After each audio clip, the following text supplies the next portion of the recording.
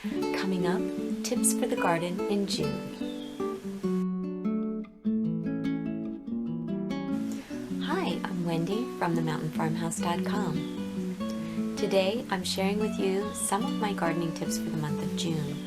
We're in the USDA Growing Zone 5, so you may be ahead or behind in your garden depending on where you're located.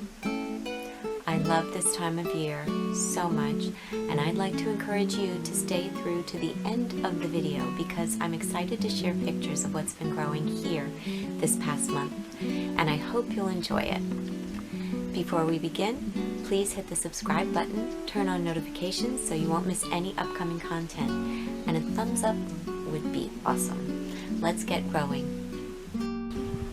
Tip number 1 for June is it's time to start picking your herbs and drying them.